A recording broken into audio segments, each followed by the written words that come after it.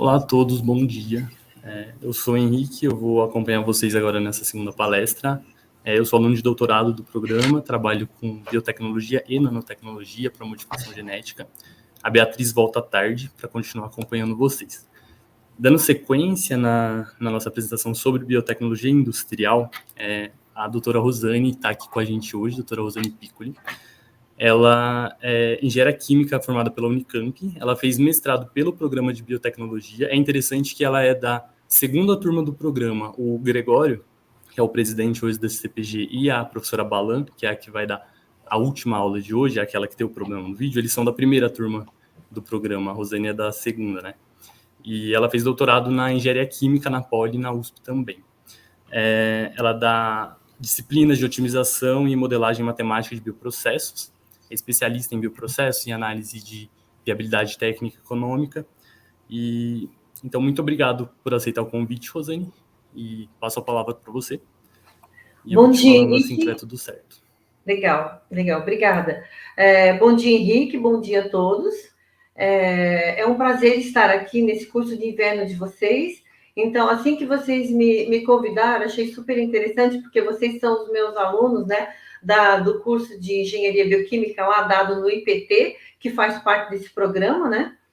Então, hoje eu não vou falar sobre engenharia bioquímica, eu vou falar sobre viabilidade econômica, né? E mais ainda, eu quero falar sobre um pouco dos projetos nossos do IPT junto com empresas, né?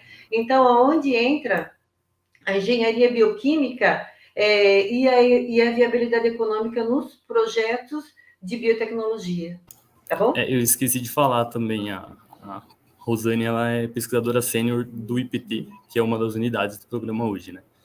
Então, pode Legal. compartilhar agora a sua tela, abrir sua apresentação, e a gente checa se está tudo certo.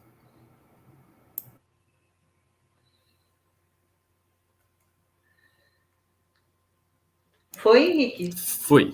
Aí você só clica no ocultar para a gente. Aí... Muito bem, pessoal. Então, vamos falar sobre projetos biotecnológicos com a indústria, né? E a sua viabilidade econômica. Muito bem. Para eu poder mostrar para vocês um pouco como nós trabalhamos, né, no IPT, então é super importante aqui mostrar a maneira como são conduzidos os desenvolvimentos e projetos, né?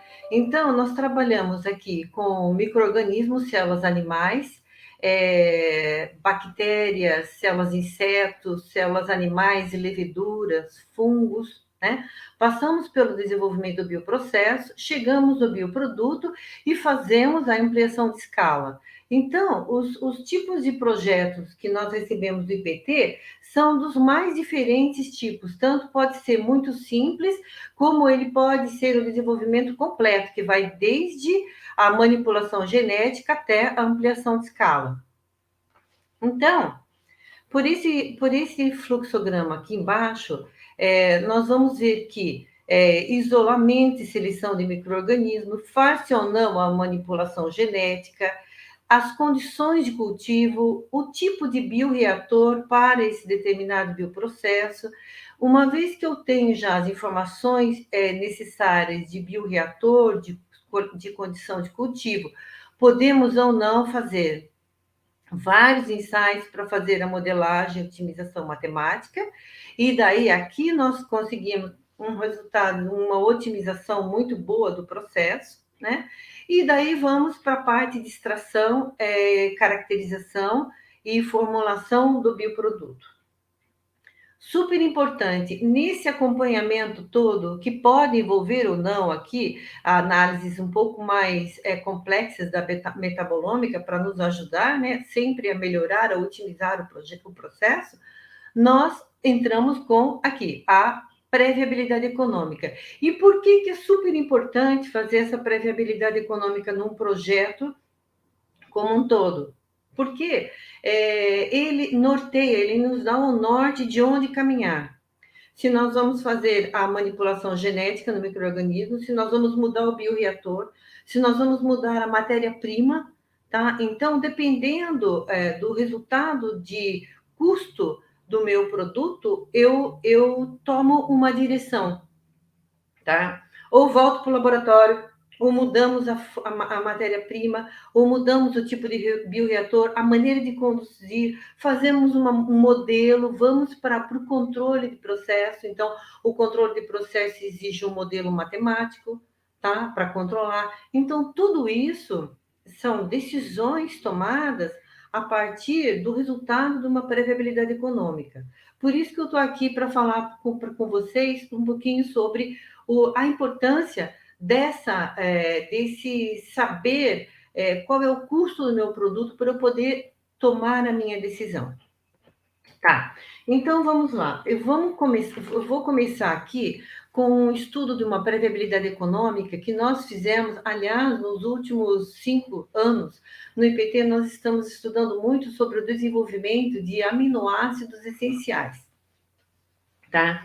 Então, aminoácidos essenciais são aminoácidos que as aves, os suínos, os bovinos, ou nós mesmos, humanos, nós não conseguimos sintetizar. Então, a nossa alimentação tem que nos fornecer esses aminoácidos essenciais.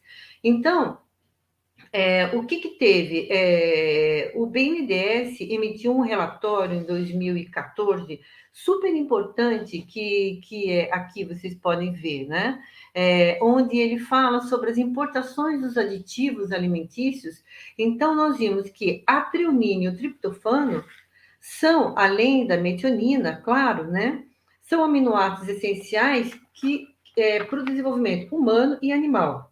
Então, algumas informações que eu anotei aqui para vocês. Em 2012, o Brasil importou 21 mil toneladas de treonina e 3.400 toneladas de triptofano para consumo interno.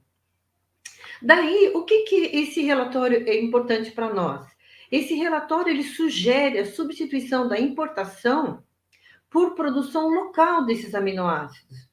Tá? Então, uma vez que a treonina e o triptofano são produzidos por via biotecnológica e, portanto, são sintetizados a partir de sacarose, e olha que bacana, gente, sacarose é o açúcar brasileiro. Tá? Então, o Brasil é o maior produtor de sacarose do mundo. Então, se a gente tem uma matéria-prima de custo mais baixo, então por que não aproveitar por um processo biotecnológico? Né? Então, se esses dois, treonina e triptofano, são produzidos por via biotecnológica e existe essa grande possibilidade de realizar no Brasil pela disponibilidade que nós temos de sacarose, nós começamos a trabalhar com vários desses aminoácidos. Então, eu vou mostrar aqui para vocês esse trabalho da Débora, que foi um mestrado do IPT, né? No mestrado mestrado em processos industriais, profissionalizante do PT, Débora Rodrigues, e eu fui a orientadora dela, tá?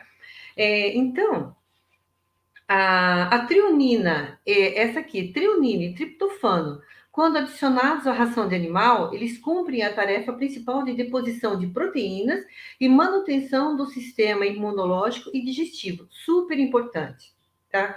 Então, as produções comerciais desses aminoácidos, para serem economicamente viáveis, elas dependem do quê? Das matérias-primas e de processos de baixo custo. Então, a gente vê que várias literaturas estrangeiras, China, os países nórdicos, estão fazendo o desenvolvimento do processo de produção com a finalidade de otimização. Então, para diminuir os custos de implantação e operacional, seria interessante produzir aminoácidos treonina e triptofano em uma mesma planta, uma mesma estrutura física, uma vez que os processos produtivos, eles são semelhantes. E mais informação desse relatório, o mercado de aminoácidos tem previsão de crescimento de 4,2% ao ano até 2018, e devido ao aumento de demanda e o crescimento da necessidade global e local, há uma necessidade de se produzir esses aminoácidos no Brasil. Então, isso foi do relatório do BNDES de 2014. tá? Então, o que nós fizemos? Nós começamos a desenvolver no IPQ uma plataforma de aminoácidos essenciais por via biotecnológica proveniente de sacarose, tá? Então, vamos lá. O que aqui é muito importante para vocês começarem a entender quais as variáveis relevantes para nós podermos fazer esse estudo de viabilidade econômica. Então, quando eu falo a primeira variável, uma das variáveis mais importantes, é o fator de conversão substrato-produto.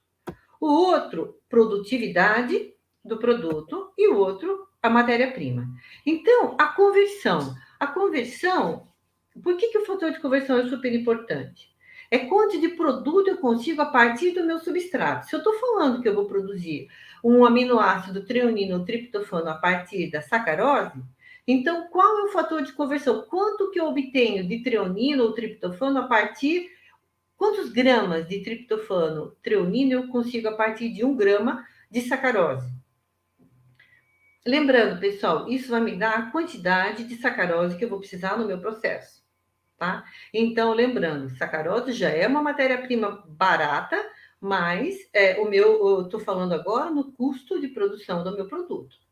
Produtividade do produto, super importante. Quantos gramas de treonino ou triptofano por litro de bioreator hora eu vou conseguir, tá? Então, a produtividade do produto, ele é diretamente proporcional ao tamanho do meu bioreator, à minha estrutura de equipamentos, tá?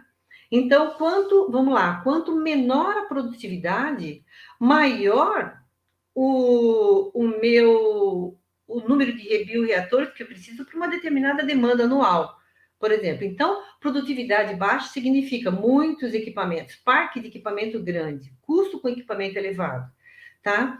E matéria-prima, super importante. Quanto custa o quilo ou a tonelada da minha matéria-prima empregada?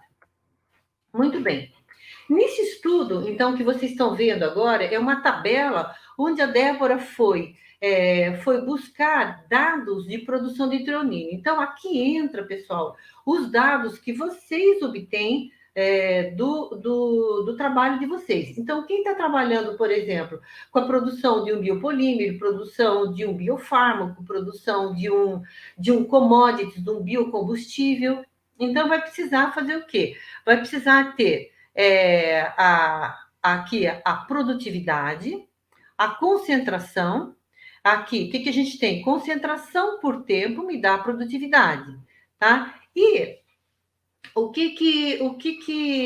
aqui são os nossos dados experimentais. Então, por exemplo, nós temos hoje uma plataforma lá no IPT de produção de aminoácidos essenciais. Eu não posso trazer dados de empresas aqui para vocês. Então, eu trouxe esse exemplo de treonino e triptofano, onde a Débora faz com dados de literatura.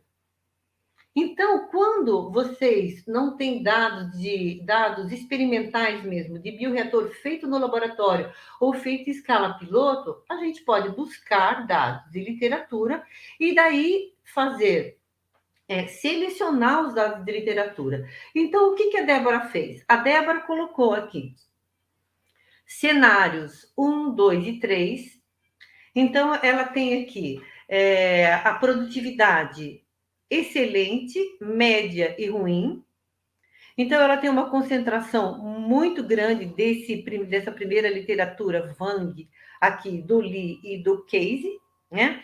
Então, nós sempre fazemos assim, trabalhamos com 3 cenários. Um cenário otimista, que seria o melhor dos mundos, um intermediário, que é o conservador, e um pessimista. Então, ela fez esses dados para a treonina e para o triptofano. Eu não vou alongar mais aqui, pessoal, para falar mais dos dados, mas é isso, as melhores produtividades e os fatores de conversão para cada um desses. E mais, ela colocou aqui também o preço da matéria-prima. Então, claro, a sacarose é o preço da sacarose de mercado. Então, ele pode ser tem períodos de preço menor, tem períodos que há uma elevação no preço do açúcar mundial. Então, nós temos que fazer diferentes simulações para nós sabermos até estudar a sensibilidade desses parâmetros para ver quem é que afeta mais no cálculo da viabilidade, tá? Muito bem. Daí, eu chamo atenção para o SuperPro. O SuperPro é uma ferramenta que tem uma função de simular o processo a partir de fluxogramas, realizar análise de custo e otimizar os processos. Então, ele oferece diversos recursos importantes para a simulação de processos biotecnológicos, sendo uma ferramenta muito utilizada nas indústrias químicas, alimentícias, farmacêuticas, entre outros. Isso que é o SuperPro. Então, nós usamos o SuperPro, primeiro, para poder fazer esse fluxograma, né? Então, nesse fluxograma, pessoal, o que nós temos aqui? Um tanque de preparação, um tanque aqui de fornecimento do inóculo, e nós temos o bioreator principal, tá? Aqui, nesse bioreator principal, é onde nós vamos colocar todos os dados de produtividade, tá? Então, quando nós colocamos aqui no dado anterior, onde nós temos 3 gramas litro hora, 1,601, tá? Então, nós aplicamos no bioreator, tá? Para nós sabermos uma produção de, simulando daí, 5.000, 10.000, 15.000, 100.000 toneladas ano, tá? Qual seria o número de bioreatores, no caso aqui de 180 metros cúbicos, necessários para determinada demanda. Então, essa aqui é a nossa planta de produção. E nós temos aqui também a nossa planta de downstream. Então, não coube numa tela inteira. Então, a partir da produção, final de produção, entra num tanque-pulmão. Essa saída do tanque-pulmão entra aqui por uma centrifugação.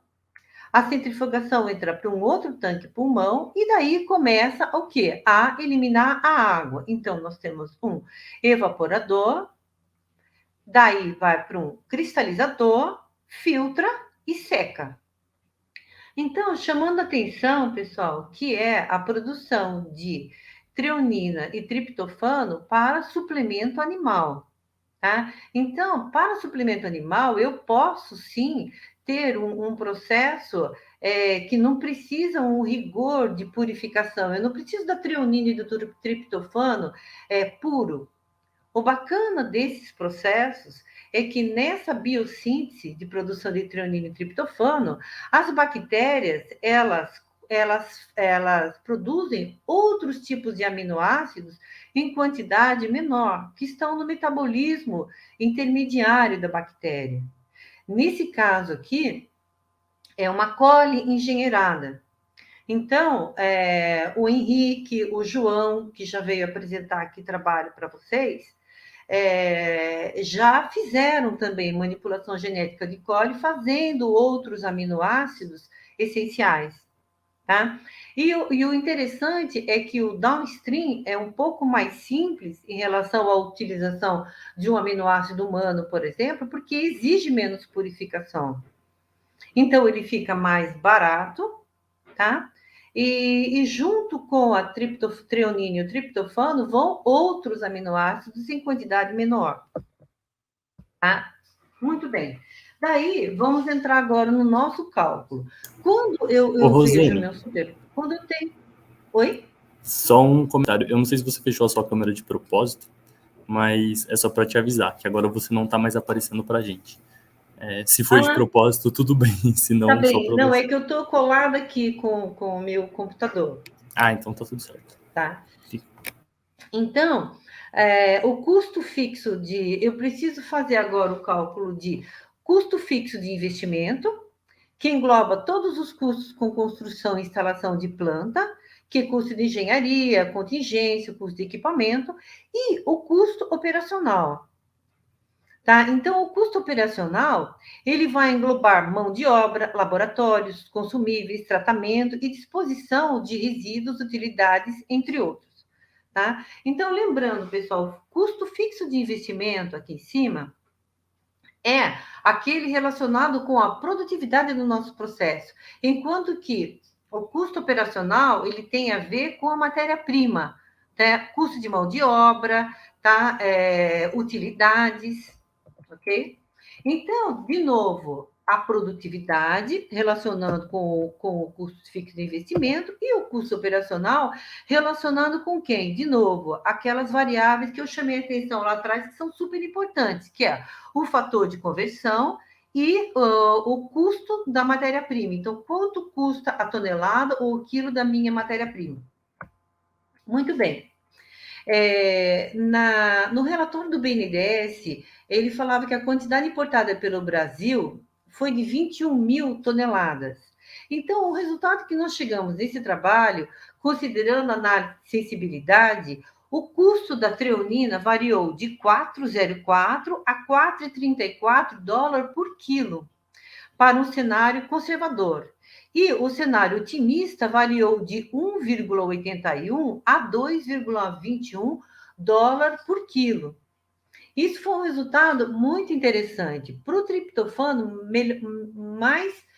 mais bacana ainda o resultado. O maior custo de produção foi de 15 para um cenário conservador e o menor foi de 3,75 para o cenário otimista. Tá? Então, o que a gente concluiu? Que essa distribuição de custo foi bastante importante, uma vez que o preço do triptofano no mercado variava entre 6 e 20 dólares por quilo, tá? E então a gente conseguindo uma produção de 3,75 para um cenário otimista, de novo, vamos buscar quais são os parâmetros que eu preciso para ter essa determinada produção barata, né? E agora, para onde eu quero chamar a atenção de vocês.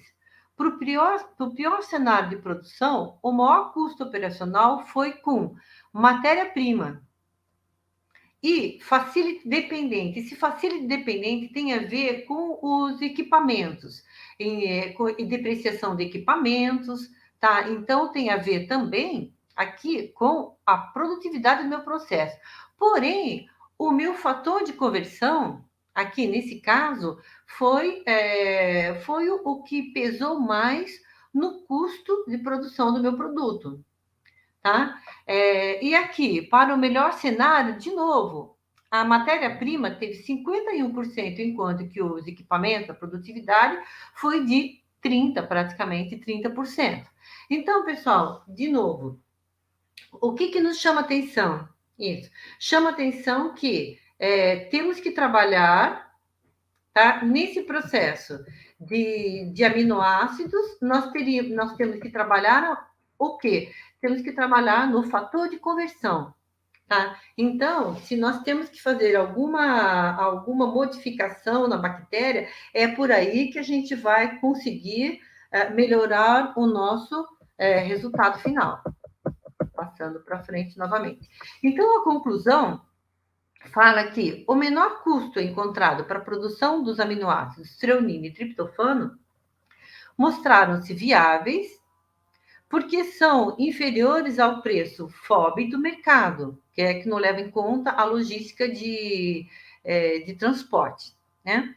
A análise das variáveis do processo também foi importante, porque identificou melhores no processo para otimizar e reduzir o custo de produção. É aquilo que eu falei para vocês. Ele dá o norte de onde nós podemos melhorar. Então, a análise financeira do projeto foi satisfatória e mostrou que as duas produções são viáveis e vantajosas financeiramente. E apesar das duas produções terem retorno financeiro, a produção de triptofano tem mais vantagem econômica em relação à produção de treonina.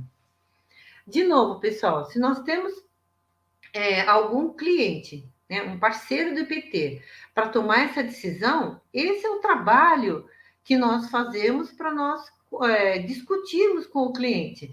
tá? Então, se nós podemos, olha que interessante, a partir de dados de literatura, nós fizemos um levantamento do preço desses dois produtos e na hora de escolher nós temos o Super Pro e o custo de viabilidade, essa análise nos dá o poder de escolha, tá? Então, se tivéssemos que escolher entre esses dois, provavelmente o nosso cliente escolheria o triptofano. Então, daí nós faríamos o quê? Iríamos para o laboratório, primeiro, fazer essa construção de uma bactéria geneticamente modificada para poder fazer essa produção de triptofano, e daí faríamos conduções de bioreator pequeno, médio e grande, até a escala de 100 litros, que é o nosso reator maior, né? Para poder viabilizar essa análise, tá? Então, isso foi um trabalho, eu imagino que eu espero que vocês tenham entendido, né?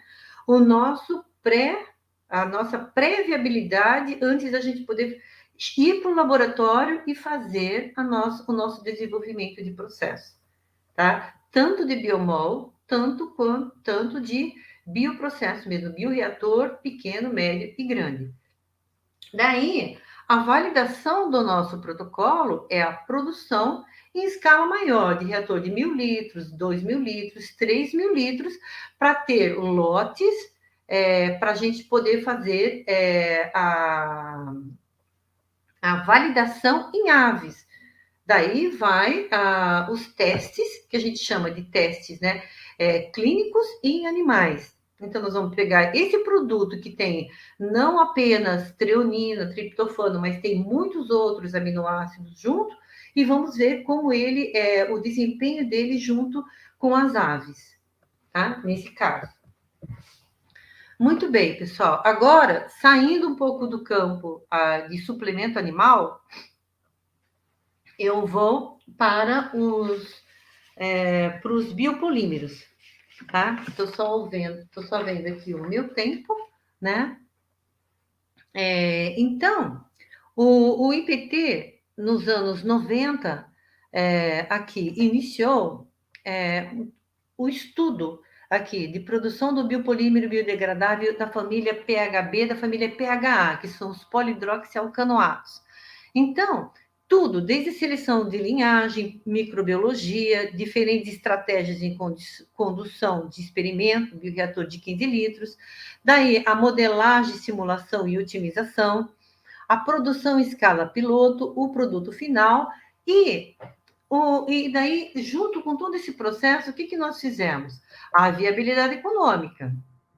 Então, mesmo ao longo do tempo, nós tendo, depois da otimização matemática, a partir de desenvolvimento de modelos, chegar a uma viabilidade, uma produtividade de 2,5 gramas por litro hora, tá? Então, olha só, nós percorremos muito para atingir a produtividade elevada, né? Nós fizemos um estudo de viabilidade e nós vimos que o fator de conversão teórico máximo que seria possível de 0,478 grama a grama, na verdade, dentro do bioreator, a gente chegava no máximo em 0,33 grama a grama.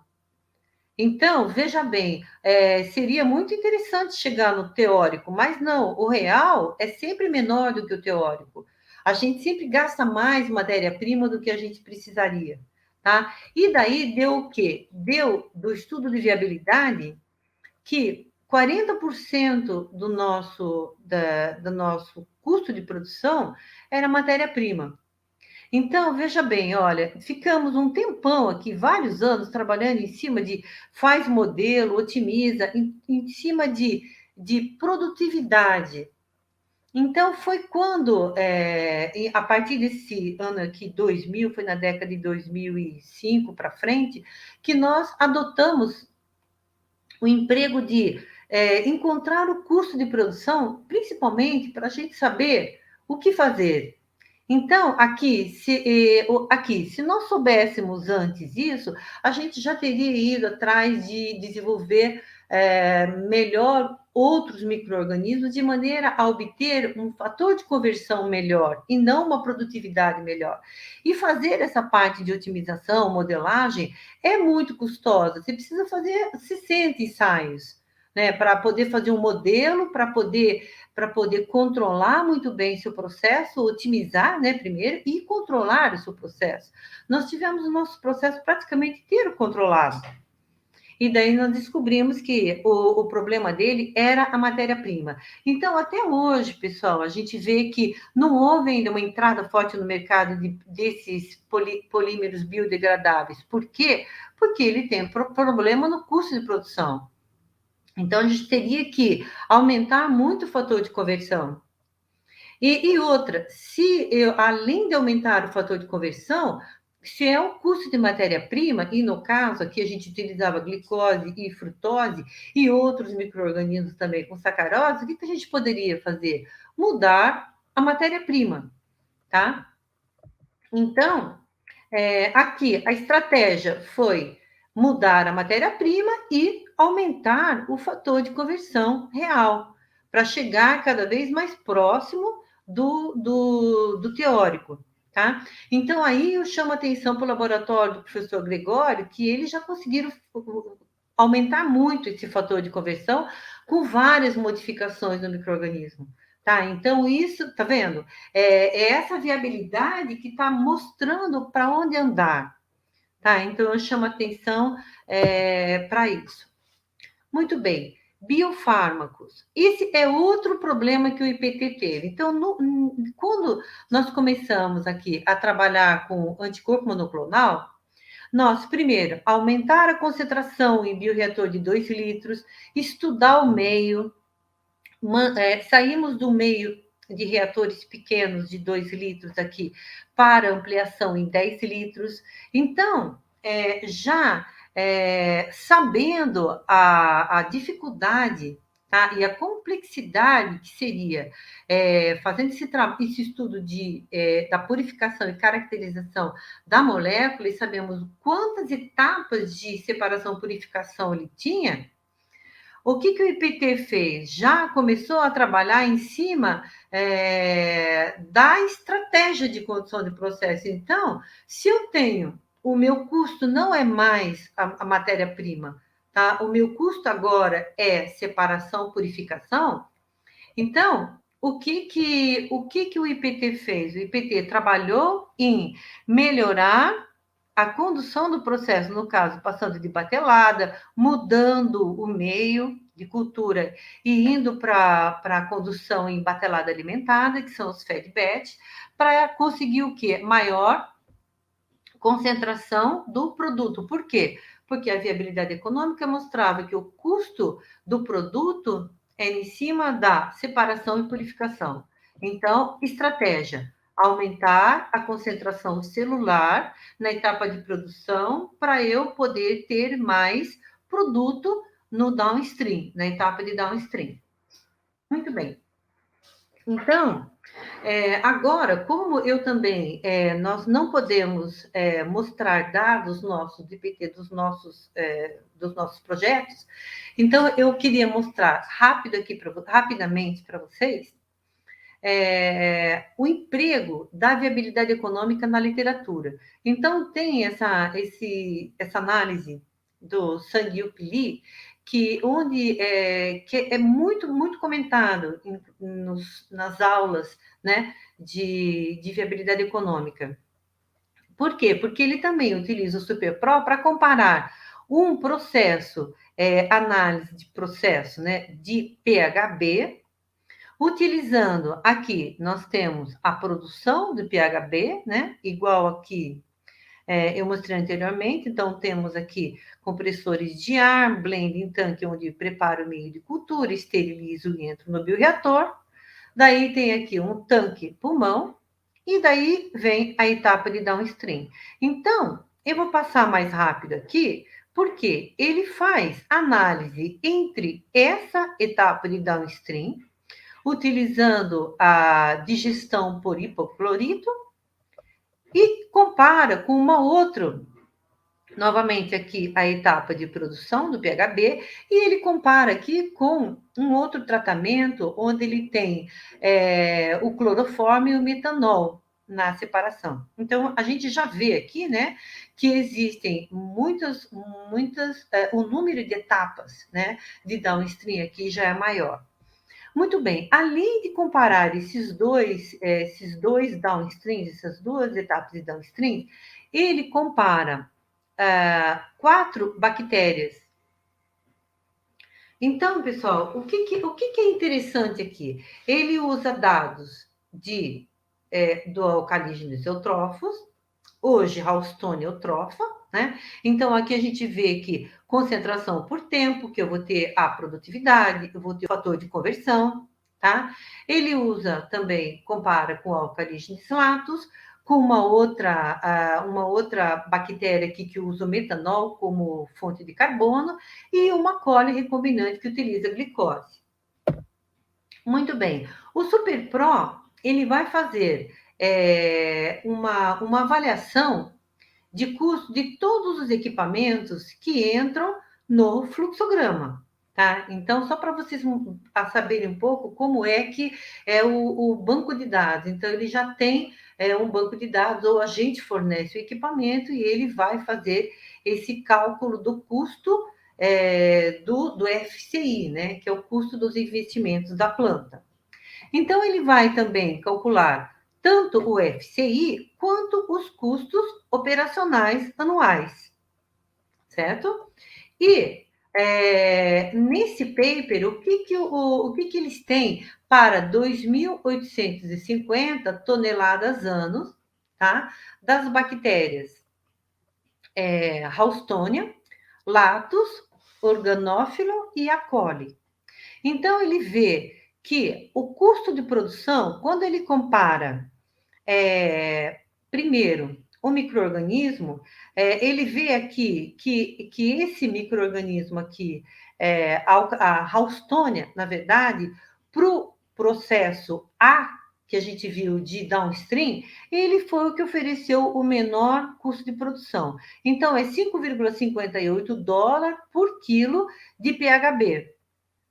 Então, de novo, pessoal, a partir de dados, aqui, dados de literatura ou dados experimentais que vocês obtêm no laboratório, nós fazemos aqui um diagrama de processo, nós entramos com os dados, nós fazemos simulações de demanda, 5, 10, 15, 20, 100 mil toneladas ano, e nós avaliamos o custo do nosso produto aqui. E aqui, mais do que isso, nós temos a avaliação dos parâmetros. Então, aqui nós vimos que para 3 mil toneladas por ano, nós tivemos 40%, tá, de raw materials, que é matéria-prima. De novo, reproduzindo o dado que eu mostrei lá atrás para vocês, quando a IPT fez com a Ralstonia, utilizando glicose e frutose. Então, nós vemos que esse biopolímero biodegradável é uma commodity, tá? Então, commodity, o que são? São produtos que têm que ser sintetizados de quantidade muito grande a um custo de produção muito baixo. A maior commodity do Brasil hoje é o etanol, tá? E mais para frente eu vou mostrar um pouco sobre os biocombustíveis aqui para vocês. Então, para que 100 mil toneladas ano, de novo, nós vemos que o impacto foi de novo na matéria-prima.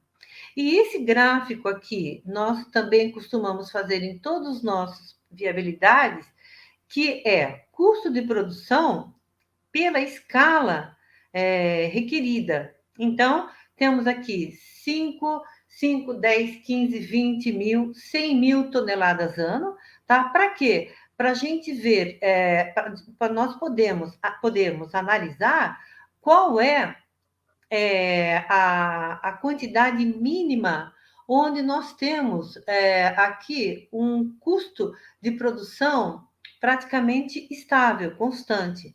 Então, isso aqui é muito importante, a gente saber, por exemplo, qual é o mínimo de produção que eu devo obter para eu ter o mínimo do meu custo de produção, tá? Muito bem. Então, aqui, voltando, quando nós, tanto nesse estudo do Sanguiupili, quanto o nosso estudo lá de PT, que vimos que teríamos que aumentar o fator de conversão YP/S ou mudar a matéria-prima, nós tentamos nós tentamos olhar para as duas frentes. Tá? Então, tanto voltar para o laboratório, mexer no micro-organismo e alterar e tentar melhorar o fator de conversão, quanto mudar de matéria-prima. E aqui, nós desenvolvemos mais tarde o mesmo processo para glicerol, utilizando glicerol como fonte de carbono. E daí nós vimos que era viável economicamente a produção, tá? E eu também não vou estender muito isso daqui, mas quando nós mudamos a fonte de carbono e vimos que, mesmo com o fator de conversão, que daí já é outro, né? Daí eu tenho YP/S, onde o meu S de substrato é o meu glicerol. Mas nós vimos que ele era viável economicamente, porém, ele tinha um problema, que era um problema de logística do glicerol, porque vocês vão de concordar comigo, um processo onde o meu produto é um commodity, eu preciso de uma quantidade muito grande. Se eu preciso de uma quantidade muito grande do meu produto, o meu substrato, onde eu tenho um fator de conversão de 0,3, 0,4, é 3 vezes mais. Então, nesse caso, nós teríamos que ter uma produção de glicerol muito grande e concentrada num local para eu poder viabilizar economicamente essa produção de polímero biodegradável. Tá bem? Então, pessoal, lembrando, hein? São vários problemas, tá? Então, agora eu caio num problema de logística. Tá? Ou eu tenho, porque se eu tiver que transportar o meu glicerol, daí eu embuto o custo de logística, de transporte. Daí daí vai encarecer o meu custo operacional. Tá? Muito bem. Nesses últimos 10 anos também, nós vimos que muitas empresas, a partir de empresas interessadas em biocombustíveis. Então, nós vimos que tinha diversas leveduras que têm esse ciclo dos isoprenoides, né? Onde eles têm aqui a geração, a síntese de isopentanol. Nós temos aqui butanol, que pode ser utilizado como biocombustíveis, diversos ésteres de ácidos graxos super interessantes, o farneseno aqui, né? Então, a gente lembra da Amyris, que entrou no mercado. Então, pessoal, vamos lá. O que nós sabemos? Nós sabemos que a bactéria, ela vai, a partir de uma fonte de carbono, seja ela glicose ou sacarose, ela vai catabolizar a fonte de carbono, ter todos os intermediários, entrar por ciclo de Krebs e sintetizar em quantidades pequenas o nosso produto de interesse, tá? Então, nós vamos para o laboratório de biomol e nós fazemos toda essa modificação na bactéria para que ela consiga, tá, a sintetizar o nosso produto, o nosso farneseno, o nosso aqui isopentanol, ou os álcoois aqui ou ésteres de ácidos graxos. Muito bem, daí eu chamo atenção para vocês. O que acontece? Acontece que quando nós vamos comparar e fazer um estudo de viabilidade econômica, daí a coisa pega. E nós vimos daí, então, nesses últimos anos, a quantidade, por exemplo, de trabalhos em cima de butanol, tá? Butanol feito por via biotecnológica, onde ele tem, chamo atenção aqui para vocês, para esta coluna aqui, tá? Que é o fator de conversão YP/S. Então, quando a gente compara esses olha, são todos excelentes biocombustíveis que nós podemos aqui da parte biotecnológica resultar. Olha aqui, a Amyris com farneseno, tem o pentadecano, que é super interessante, o esqualeno, pessoal, que é o óleo do fígado da baleia, que a gente pode sintetizar a partir de uma levedura, tá? Então, esse aqui é um C30, hein? Esse aqui são 30 carbonos, é um C30H50, o esqualeno, tá? Então, são aqui as entalpias de combustão, os rendimentos de entalpia são excelentes. Muitos deles muito melhor aqui que a gasolina, né? Porém, toda essa parte de desempenho é excelente. Então, a gente fica justificando pela parte de mais de performance, de desempenho mesmo do combustível, só que daí nós vamos para o laboratório, fazemos toda essa parte de engenharia metabólica, onde nós damos a capacidade do micro-organismo em sintetizar o nosso bioproduto, porém, nós caímos aonde, pessoal? Na viabilidade econômica. Tá? Então, eu tenho, desculpa, esse aqui. Então, esse fator, o fator YP/S, quando a gente olha para cá, a gente vê butanol 0,41, tá? Etanol 0,51. Olha que interessante. Olha porque o Brasil é o primeiro. Olha porque o etanol deu certo. Porque o fator de conversão é 0,51, é o maior de todos eles. Ó, então, olha aqui, gente. Olha o 0,25, o fator de conversão do farneseno. Quer dizer, a gente querer colocar, viabilizar economicamente o farneseno para substituir a gasolina é extremamente complicado. Por quê? Porque o fator de conversão é muito baixo. Então, eu preciso de muita matéria-prima para obter o farneseno. Daí entra, tá, ok. Se eu não consigo substituir a gasolina com o farneseno, olha que interessante. Do mesmo micro-organismo que ele sintetiza. Ele sintetiza esqualeno. E a gente sabe que o esqualeno, mesmo ele tendo um fator de conversão também, né, do ciclo dos isoprenoides aqui, o baixo, ele vai ter um preço de mercado extremamente alto. Então, o esqualeno, ele é utilizado, que eu já falei para vocês, né, imagine, no começo de 1900, ele era utilizado para aquecer lampiões, né?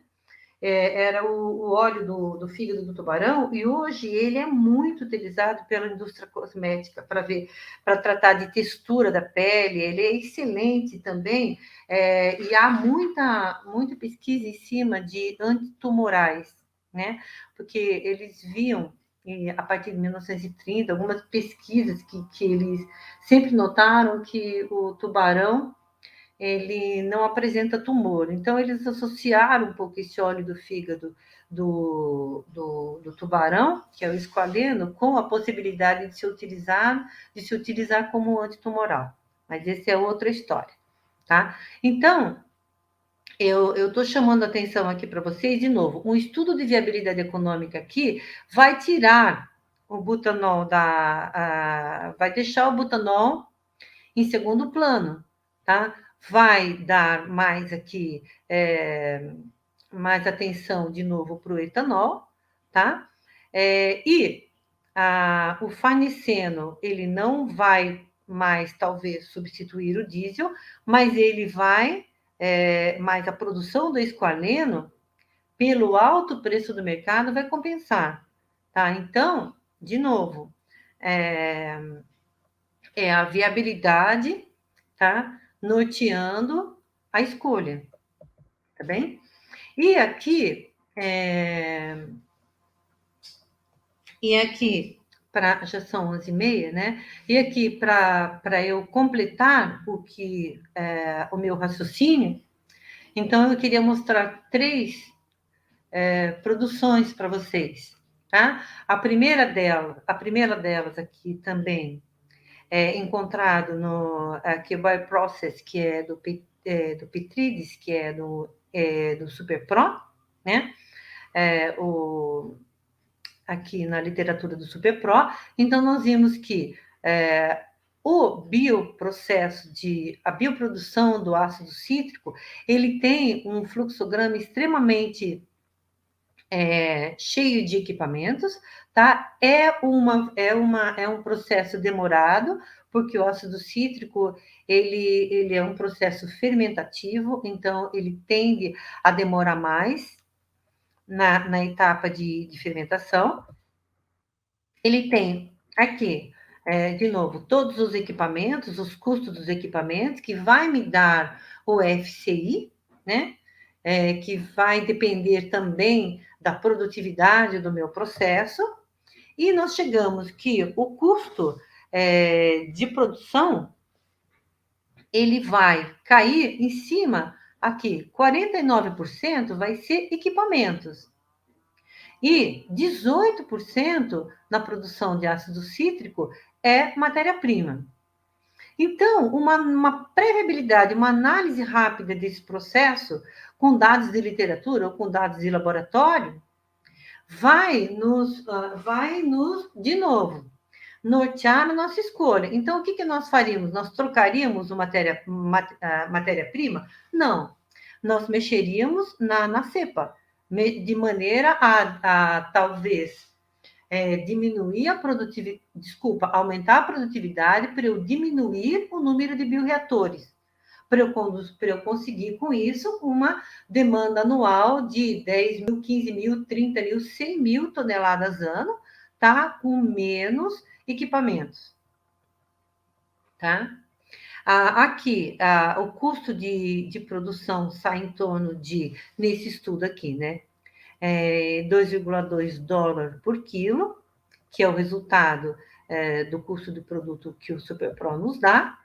O segundo, comparando, então, o ácido cítrico, né, com um segundo exemplo aqui, que é a produção de insulina. Tá, agora vocês imaginem uma insulina feita a partir de uma cole engenheirada. Tá? Então, nós temos aqui uma cole, a gente sabe que é um micro-organismo rápido, de uma produção rápida, a gente sabe que aqui, sabendo conduzir muito bem ela, o processo, ele além de rápido, ele tem uma produtividade alta, e o meio, ele não é muito... quer dizer, até para esse biofármaco, ele é de médio custo, né?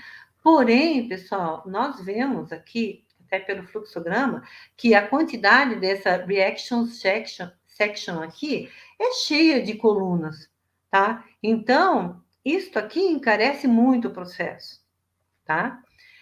Vamos lá. Nós temos aqui um meio de cultivo, né, para a produção de insulina a partir de uma cole.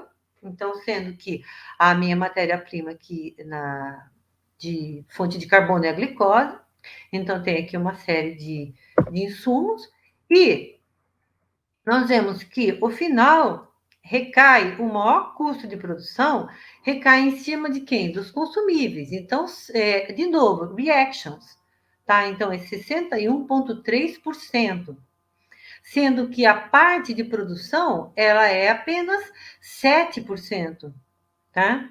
E a matéria-prima aqui, ela tem 27% quando comparado com 32% dos consumíveis. E aqui, equipamentos, 24,1%, tá? Então, de novo, o ácido cítrico caiu em cima de equipamentos porque ele tinha uma produtividade muito baixa. Aqui nós vemos que a produtividade é alta então caiu aqui em cima da purificação. Por quê? Porque é uma produção de um biofármaco humano, então ele tem um custo de separação e purificação muito elevado, tá? E, por fim, o último slide aqui que eu estou mostrando para vocês, o último exemplo, que inclusive não coube nessa tela aqui, porque o fluxograma de produção de anticorpo monoclonal, ele tem aqui dezenas de equipamentos, não coube nessa tela, tá? Então, o que nós vamos ver? Nós vamos ver que, para produção de anticorpo monoclonal, aqui, pessoal, 50% é equipamento, tá? Então, aqui, 11% é matéria-prima. Então, a gente vê que olha, o anticorpo monoclonal é super caro. A gente sabe que o produto, o custo de produção é super elevado, tá? Então, a gente sabe que o custo ele vai diminuir ao longo dos anos. Ainda nós temos muito que caminhar para poder diminuir esse custo de produção. E aqui, quando nós fazemos uma análise do custo de produção pela quantidade produzida anual, então, tentando buscar de novo aquele patamar para saber qual é a mínima produção onde eu tenho menor custo de produção, a gente vê aqui, ó, tá? Que ele começa a formar um patamar aqui em torno de 50, 60 quilos por ano, tá bem? Sendo que aqui, vamos lá, pegando 100 quilos por ano, nós temos praticamente $280 por grama. Então, é uma super especialidade, né? É um biofármaco de altíssimo valor agregado, tá? Então, pessoal, é isso. Agora eu vou... Obrigada. E foi até mais rápido do que eu imaginava. Oi, Rosane. Oi. Tá ótimo. Voltei aqui. Ah. Não sei se vai parar de projetar a tela. Então, eu vou voltar... Pronto. Ah, não, pode voltar pro vídeo. Já parou de projetar. Tá só nós dois na sala já. Ah. Eu vou ver aqui o que o pessoal falou no chat e aí a gente conversa um pouquinho, então. Vai projetar aí na tela de vocês, mas a Giovana Pereira mandou uma primeira pergunta, que é sobre a matéria-prima. É possível que alguma matéria-prima não tenha valor de fator de conversão e produtividade tabelado em literatura? Então, como que é isso de encontrar... Se você não acha qual que é o valor de fator de conversão de Y na literatura, né? Então, olha, não é fácil encontrar esses valores, tá? Então, nós temos lá no IPT, nós contamos com a parte, com o pessoal, com os economistas, então, normalmente, nós pedimos ajuda para eles. Mas, no caso, a pergunta, Henrique, de novo, é de não encontrar... É possível que alguma matéria-prima não tenha valor de Y e produtividade na literatura?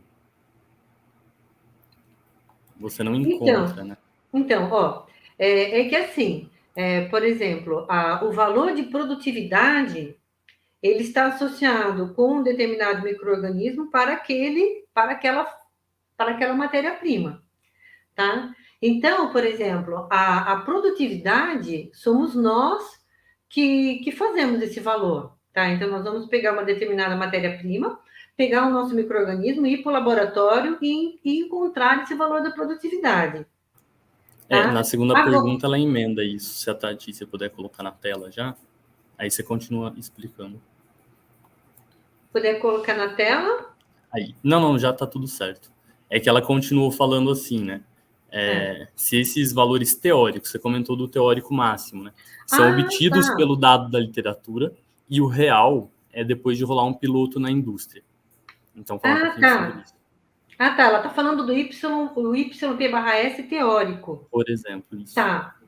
Então, já aconteceu também, nós já fizemos alguns trabalhos de prospecção para alguns clientes, onde nós não tínhamos esse YP/S teórico.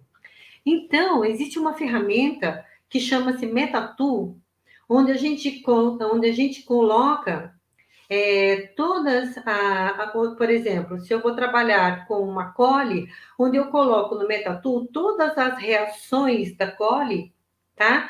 E a partir do MetaTool, eu consigo simular os fatores de conversão. Teórico, tá? Então, eu conheço o MetaTool. O MetaTool, eu sei que ele chega no YP/S teórico, tá? A gente tem o análise de balões de fluxos também, né, pelo Cobra, mas... Isso, o Cobra faz isso também, né, Henrique? Isso. Mas eu acho que o ponto importante é que esses valores, se ninguém nunca gerou, a gente tem que gerar. Então, como que você... Esse é o principal, né? Se não tem... Às vezes, sim, não vai ter. Se ninguém nunca produziu o seu produto a partir da sua fonte de carbono, glicerol, glicose, então você não vai encontrar, provavelmente, esse número nem na literatura. Aí você parte para cálculos teóricos, né? Rendimento, conversão química mesmo. Isso mesmo. Isso mesmo. A gente pega, eu, por exemplo, eu sempre fiz a partir do Metatu, tá? Então eu vou atrás de saber o metabolismo, né? Por exemplo, eu mostrei para vocês aquele metabolismo dos isoprenoides, que são as leveduras fazendo biocombustíveis. Então, a partir desse mapa metabólico, eu consigo escrever as reações e chegar no YP/S teórico, tá? Daí eu vou para o laboratório, faço algumas condições de processos e vejo qual é o meu YP/S real, que sempre, infelizmente, é bem menor do que o Y teórico, né? Eu quero emendar uma coisa aqui antes de passar para a próxima pergunta, que é o que você pensa sobre, né? Principalmente tem os estudos na bancada e os laboratórios de universidade bastante faz isso, e você está produzindo alguma coisa. E você, principalmente quem mexe com modificação genética, a gente sempre às vezes almeja, vou melhorar mais e mais. Então procura o melhor possível, mas às vezes você não precisa do melhor possível, você precisa de um mínimo necessário para ser viável economicamente e executável tecnicamente, né? Então, o quão essa busca pelo Y máximo, pela conversão máxima, é necessária. Às vezes, você não precisa otimizar a sua linhagem, por exemplo, ou o seu processo. Você tem uma coisa que já funciona, só não está bem... Por exemplo, os valores já dão certo, só não foi feito o processo escalonado ainda para isso. Ou não, ou sempre é bom buscar valores melhores pensando em abaixar valor, sabe? Você pensa sobre isso? Então, Henrique, eu diria que é uma questão de tempo. Vamos falar do etanol no Brasil.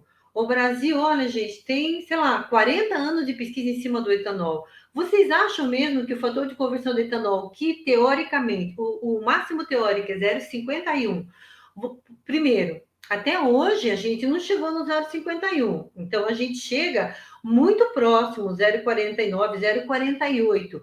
Agora, lá, há 40 anos atrás, nós estávamos com o fator de conversão muito baixo.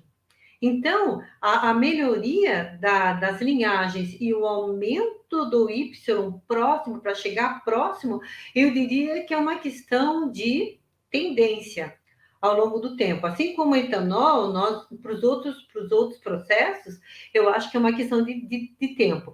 Agora, aquilo que eu mostrei, né? A gente tem sempre que buscar aumentar esse fator de conversão. Porém, a gente tem que... Essa análise de viabilidade nos dá a informação de onde a gente está, tá? E de quanto E tem também análise de sensibilidade que eu não mostrei, mas que a gente faz junto, é de que parâmetro que, quanto eu mexo um pouquinho o fator de conversão, quanto isso dá de resposta, né? Lembrando que no PHB, por exemplo, no desenvolvimento dos biopolímeros, nós fizemos um trabalho assim enorme de aumentar para aumentar a produtividade. Então, foram 3, 4 anos num projeto, só tentando, fazendo uma série de conduções diferentes para fazer o modelo. Do modelo, nós otimizamos o modelo com ferramentas matemáticas, nós controlamos, fizemos um software de controle de processo. Tá? Então, durante 4 anos, para melhorar a produtividade, se a gente tivesse feito menos investimento em fator de conversão, a gente teria andado mais. Tá? Então, eu acho sempre importante saber onde você está com o teu resultado e também daí verificar o que você pode melhorar tanto de fator de conversão quanto produtividade para você caminhar mais, tá? Perfeito, faz sentido. Tem mais uma pergunta aqui, se puderem projetar. No estudo de viabilidade, na definição do custo produtivo, qual é a escala produtiva adotada? Então, falar um pouquinho de escala aí. Então, depende do teu produto, tá? Então, vamos lá. Se você tem um produto commodity, como eu falei, a gente vai começar a fazer 5, 10, 20, 30 mil, 100 mil, 200 mil toneladas ano. Então, a gente tem que saber qual é o mercado desse meu produto, tá? Se é um ácido cítrico, metade. Se é uma insulina, sabe? 1/100. Anticorpo monoclonal, a gente viu, são quilos por ano, né? Então, é a demanda do mercado que vai me dar o número para eu poder simular, tá? Perfeito. Eu acho legal fazer um link agora, então. Só mais uma coisa.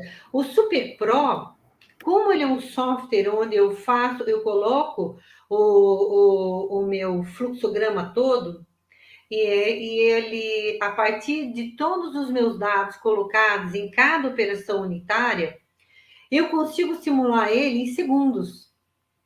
Então, eu posso, aumentando o meu parque de equipamentos, de reatores e tal, ele não só fala para mim qual o meu gargalo que eu teria que aumentar, que equipamento que eu deveria aumentar para aumentar minha produção. Então, eu fazia a simulação pelo SuperPro em 5 mil, 10 mil, 15 mil, 100 mil, 200 mil, eu faço isso em meia hora, tá? Então, quando a gente. O maior trabalho é você colocar todos os seus dados experimentais de produtividade, matéria-prima, banco de dados, de equipamento, no SuperPro. A partir do momento que você tem ele montado, você fazer essa simulação de produção anual, nossa, em meia hora você tem o gráfico que eu mostrei para vocês de custo de produção por demanda anual. Tá? Então, vai aumentando a demanda anual e a gente tem aquele custo de produção para encontrar o patamar onde o meu custo de produção começa a ficar estável. Tá? É isso. Sim, é usar a computação para auxiliar nessas coisas, né? Eu acho. Sim, tem que usar, Henrique. Você vê, a gente usa software para tudo, né? Até para o metabolismo agora, né? Até para o metabolismo, sim. E o que eu falei que eu ia querer linkar com isso que é interessante, a gente não tem mais pergunta, mas então eu vou explorar uma coisa que é interessante aqui. Escala de produção, né?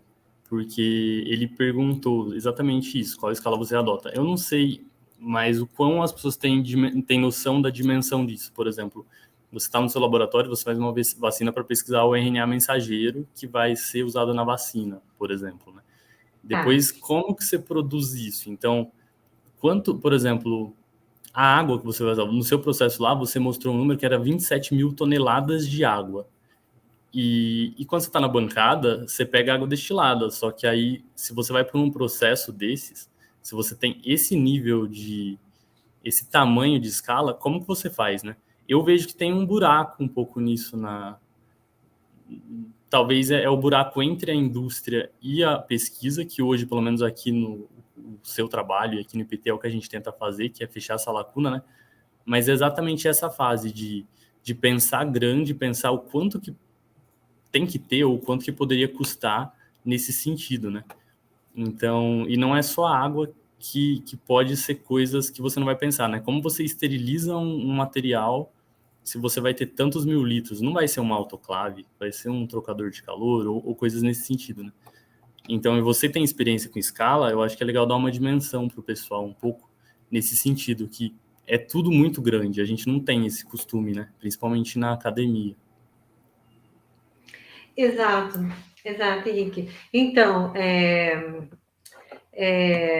esse escalonamento já começa no próprio bioreator, né? Agora, voltando ao que você falou, nós vemos assim que, por exemplo, em empresas, tem empresas como a Pfizer, por exemplo, que ela tem a água dos injetáveis, é uma água é uma corrente separada que ela fica o tempo todo em movimento. Então, tudo é muito caro, tá? Então, quando você fala, a gente utiliza na bancada a água Miliquê, tá? Mas o grau de pureza da água numa indústria é tal e qual, até muito melhor do que a gente utiliza no laboratório. Então, isso tudo entra na análise do Super Pro, como, por exemplo, a água de injeção, tá? De produtos injetáveis, tá? Então, existe sim essa diferença, tá?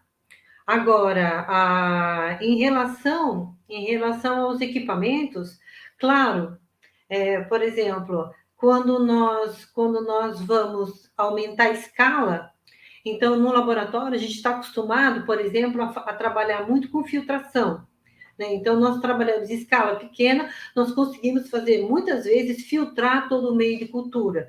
Enquanto que quando a gente vai para um reator de 3 metros cúbicos, né, 30, 180 metros cúbicos, a gente não fala mais em filtrar. Daí é tudo esterilização mesmo, né? Então, isso vai depender muito, Henrique, do processo, porque a biotecnologia como eu mostrei aqui para vocês, ela vai pegar de uma super especialidade, que é o anticorpo monoclonal, e vai até a escala de uma super commodity, que é o etanol, que não nem tem esterilização, tá? No processo de etanol não existe esterilização, tudo é tanque aberto, aberto e borbulhando CO2, né? Enquanto que o de anticorpo monoclonal é extremamente caro, tá? E a água é extremamente cara. A água muito diferente dos outros processos, né? Então a gente sai de uma super especialidade para uma super commodity. E aí a gente tem toda essa diferença entre os processos de produção e de downstream, tá? E legal que isso tudo que você falou tem a ver também com um link com a palestra que foi e com a palestra da tarde, né? O João, que você comentou durante a sua palestra, ele vai dar uma palestra à tarde de downstream, né? E aqui ele vai falar de micro-organismos. E eu acho legal o pessoal que está vendo entender que se você não pensar no dia zero lá no seu organismo, se vai ser uma célula vegetal, se você vai ser um micro-organismo, se vai ser selvagem, ou se ele vai ser aprovado para uso já em órgãos competentes, depois vai ser bem difícil de fazer dar certo, né? Então, eu acho que tudo é simultâneo, né? Desde a parte de pensar na linhagem até fazer os cálculos de viabilidade, e é iterativo. Você faz uma coisa, vê o resultado, toma uma decisão para voltar, toma uma decisão para partir, né? E a gente vê isso com exemplos na prática hoje, né? A necessidade desse tipo de pensamento, né? Sim. Sim, mesmo lá no IPT, né, Henrique? A gente faz, por exemplo, a nossa primeira informação é um frasco em Erlen, né? No shaker.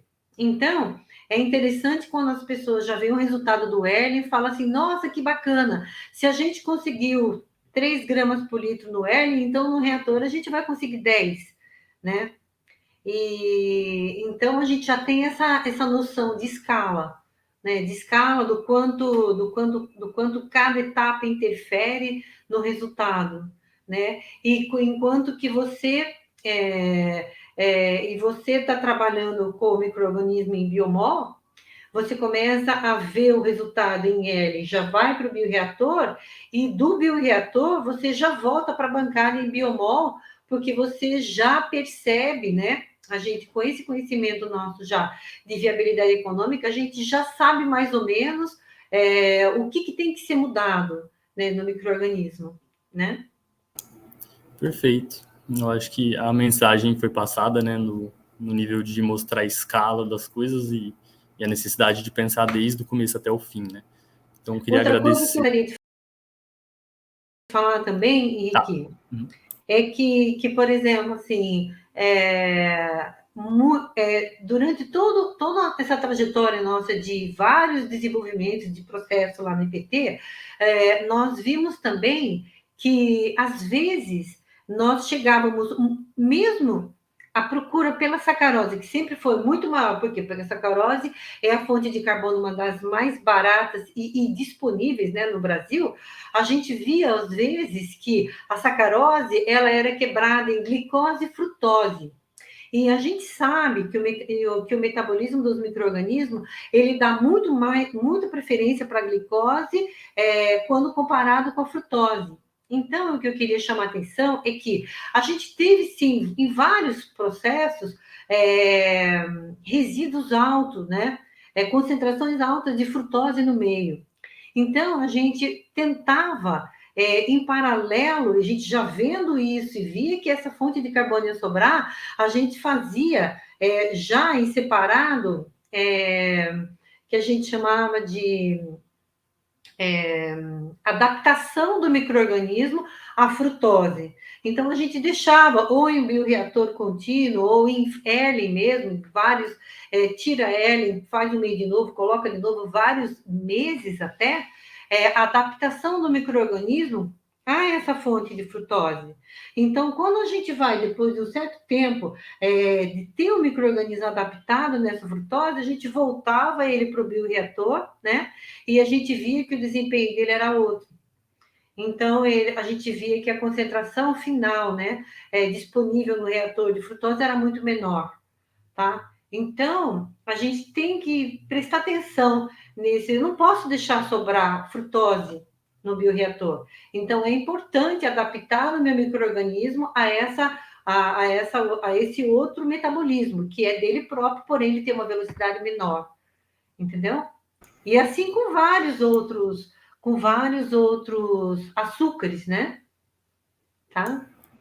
Sim, entra até na linha de seleção dos micro-organismos, melhoramento, né?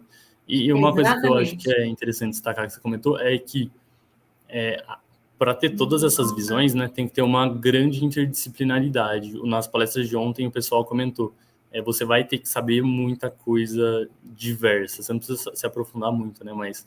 E uma curiosidade, né, a Tassiana que se apresentou agora há pouco é engenheira química, a Rosane também, à tarde vai ter outro engenheiro químico, vai ter uma bióloga e depois vai ter o pessoal da Braskem. Mas você vê uma grande diversidade de profissionais, todos fazendo a mesma coisa, justamente para poder contribuir com isso, que às vezes alguém com uma visão um pouco diferente vai perceber isso que a Rosane falou e outra pessoa não perceberia, né? Então é importante essa diversidade no conhecimento para fazer dar certo, né? Para fazer o processo funcionar. Sim. Mesmo porque a literatura vista por um profissional bem especializado em biomol é uma outra literatura diferente daquela que está fazendo uma condução no reator, tá? E também daquela que está olhando o mercado, né? O mercado vai falar, olha, se não custar, se o custo de produção não for tanto, nem adianta entrar no mercado. Então, daí a gente começa a juntar as partes e a conversar os três, né? A conversar o pessoal de biomol, o pessoal de condução e o pessoal de mercado, né? Então, isso é muito comum, né? Você sabe disso, né, Henrique? É muito comum a gente ter esse tipo de entrosamento. Então, chegar a partir dessa análise, já sair com uma meta. Não, chega de olhar para o... Não vamos trocar de matéria-prima, vamos melhorar o micro-organismo. Ou não, esquece de melhorar o micro-organismo, vamos trocar matéria-prima. Né? Para a matéria-prima precisa mudar a condução do processo. Tá, então vamos mudar de bioreator, vamos mudar de batch para fed-batch. Né? Então, essa multidisciplinaridade é muito importante. Eu diria que é fundamental para a nossa área, né, Henrique? Sim, totalmente. Se você não tiver mais nada para dizer, então, aí eu vou agradecer. Legal, Henrique. Obrigada. Eu gostaria de agradecer a vocês pelo convite e foi um prazer estar aqui falando sobre esse assunto. Tá? Eu agradeço aqui em nome da comissão, então, muito obrigado por trazer os conhecimentos para a gente. É de grande valor, eu acho. E fica o convite para quem quiser conversar mais sobre, o e-mail dela passou aí na tela e... Isso mesmo. E chamem a gente. E agora está em época de pandemia, mas depois tudo vai melhorar, né? Então, muito obrigado, Rosane. A gente se fala depois. Até mais. Tchau, Henrique. Tchau.